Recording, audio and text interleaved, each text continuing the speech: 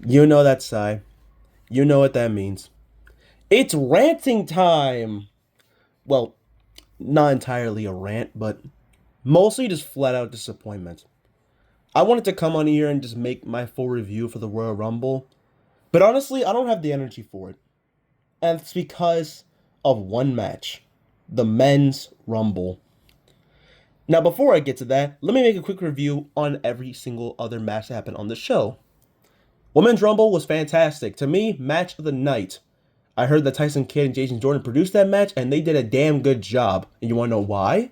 Because the Women's Rumble actually felt important, actually building new stars, and actually feeling like a new era that Triple H continues to say it's going to be.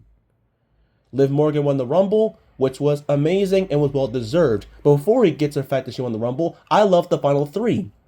Liv Morgan, a star from the modern era. Tiffany Stratton, a star from the current era. And Sol Ruka, a star from NXT and a future of the business. Just phenomenal final three. They absolutely killed it, and Liv Morgan won, which I'm happy for her because she was screwed over time and time again. And finally, she gets her flowers and she wins the Royal Rumble match. Gunther and AJ, as much as it... God, kind of was speechless for that one because as sad as I was for AJ losing, I can't try and say that it wasn't a great match because it truly was an amazing match. And if this is the end for AJ's career, then thank you so much, man. I don't know if he's going to go to AEW TNA, but if he does, then it's clear, well, he's not going to stop wrestling. But if this is like the last time I see him in a wrestling ring as like an active wrestler, thank you, man. You're truly part of my childhood. You were special. Drew and Sammy was nice, solid, slow down burner. Nice little decent, solid match. But then we have the Men's Rumble. And boy, oh boy. Now, unlike most people, they would say this Men's Rumble was dog shit. I don't think it's terrible. I think it's okay. It's the booking with this Rumble that really, really upsets me. So you start off with Braun Breaker and Obafemi. Obafemi starting number 1 and Braun Breaker starting number 2. Well, technically it would if Braun Breaker wasn't attacked by a masked man and then Obafemi immediately eliminated him out of the match. Now you guys know Braun Breaker was my pick because to me Braun Breaker should have won the world title against CM Punk on the debut episode of Raw on Netflix this year. But they had him lose. But I was like, hey, this is a chance of redemption. But no, they had him lose in the Rumble, be the first one eliminated. Now, I did say that if Seth Rollins and Braun Breaker face off at Mania, I'll accept it as a pass, which it's mostly going to happen, but whatever. But what really upset me was not really Braun Breaker winning, it was how the match was booked. Because Obafemi starts off the match very strong, pretty much giving us like a glimpse of what Brock Lesnar did in the 2020 Rumble. But then after like Javon Evans comes out, he barely does anything in the match. Like barely anything. You bring in stars like Mr. Iguana, which means cool to see him. You bring in La Parka, who gets no reaction at all. You have a Grande Americano, and then the original Grande Americano. As good as it is to see Chad Gable, it's just, I don't know, man. I don't know if I'm really like full on excited for a match like that. It's pretty clear they're going to do it at WrestleMania. Probably like a mask versus mask, but whatever. But the big selling point for this was Powerhouse Hobbs, who, of course, just left AEW, made his debut in the Royal Rumble. I didn't think he would. His new name is Royce Keys, and I respect the name that he's going with because of his young son and also his late mother. So, appreciate that. But now we get to the negatives. Brock Lesnar. When Brock came out, it was a complete mess. Rey Fenix barely got anything. Obafemi got eliminated by Brock Lesnar, which really pissed me the fuck off. It was just flat out dumb. I hated it.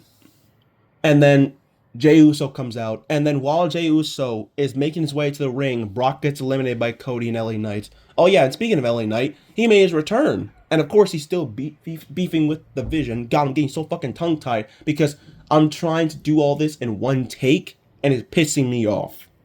doing all this in one take to try and review this, because this Rumble just had so much missed potential that could have been great to make people actually believe that this is a new era just for Triple H to spit in our fucking graves again. Because the final four was Roman Reigns, Randy Orton, Gunther, and Logan Paul. Look, I have no issue with any of the men that are in the match, besides maybe Logan. But this Final Four to me was completely piss poor. If you are trying your hardest to make it to where you can prove people wrong, Triple H, that people say that you can't build newer stars, then this Final Four just probably was the last straw. Because there's no Bethemi in the Final Four, no Javon Evans in the Final Four. Yeah, he was the Iron Man, but he didn't make it to the Final Four. I'm pretty sure he was in like the Final 7 or 6. And your Final Four contains 3 people who have already been well established and have been multi-time world champions, and Logan Paul. Yeah, truly a great Final Four. That's a great way to try and show the entire world that you truly cannot build new stars. You can do it for the women, but you somehow can't do it for the men. You're so reliant on the other stars from yesteryear instead of relying on newer stars that need to be built up right now. But what really pissed me off even more was Roman Reigns winning. Now, I said previously that I did not want Roman to win because Roman is a part-time guy right now and is someone who, in my opinion, does not need to be champion. We have already sat through 1,316 motherfucking days of him having that belt, and I do not want to see it again. And I like Roman Reigns, but I do not want to go through that again. But we are. And I just think that it's stupid, the fact that they gave it to him instead of giving it to other stars who badly needed it way more than he did. It was just like with Braun Breaker losing to CM Punk. They took the safe route, and I did not like it. Because how am I supposed to believe that Roman Reigns winning the Rumble is truly going to be great for the fans? Yeah, it'd be good for business, because him and CM Punk, that would definitely sell out for WrestleMania. But in terms of the build-up, how does it help us? Roman's barely there at all. And we literally saw the report from Triple H himself on the post-show saying that Roman Reigns is not going to show up at all for Raw or SmackDown and will show up to eventually make his pick. But the thing is, we have to wait until he makes his pick. So our Royal Rumble winner for the Men's Rumble will not be there to make his pick, but eventually will when he thinks it's the right time to show up. This is exactly why I didn't want Roman to win, because I knew shit like this was going to happen. I pretty much knew the moment that when Roman Reigns said all those words on the Pat McAfee show about pretty much like the resemblance to what he said was like how they don't want to make new stars, but they somehow still gave him the win, was the further indication that not only does Triple H and Roman Reigns have some kind of beef, but that Triple H is somehow still on the quarter milestone of trying to push Roman Reigns, but we all know that Roman Reigns does not need to be champion anymore. We have already sat through it, and we don't need to sit through it again. Even if he changes his style and tries to become face and tries to like embrace this whole babyface role, it doesn't change anything. It doesn't at all. One of the key things that WWE really needs to do right now, like I've been saying the whole time, is push new stars. Why? Because it brings in new fans. Having Roman Reigns win the Rumble and have him be on top again is not bringing in new fans. It's going to make those fans stop watching. It's the reason why people stopped watching when Brock Lesnar had the Universal title multiple times. Because it was egregious television. Because he was barely there. And giving it to Roman does not help it at all.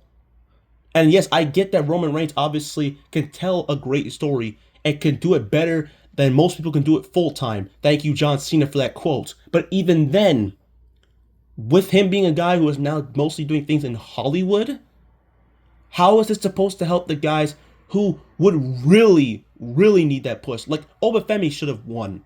Or Braun Breaker could have won. Or LA Knight could have won. You could have put faith in those guys, but you put faith in Roman Reigns. And again, I'm not mad, I'm just disappointed because they failed to try and do the most simple thing. Because right now, these current stars that like you can see right now, like Roman, Punk, hell even Cody, Seth, Randy, they're not going to be here forever. They're eventually going to let go and retire, just like AJ Styles did. Or we don't technically know because again, he take off the gloves, but then he was able to put them back on, so it's not entirely confirmed if he's retiring or maybe he is retiring. We don't know yet. But at the end of the day, this is a major criticism that Triple H has gotten, and I feel like it's time to try and wake up and try and fix his mistake. But honestly, the damage might already be done. Like I said, I like Roman, but this is the wrong choice, man. Taking the safe route isn't necessarily a bad decision, but for Roman, it just wasn't a good decision. But that's all I gotta say, man.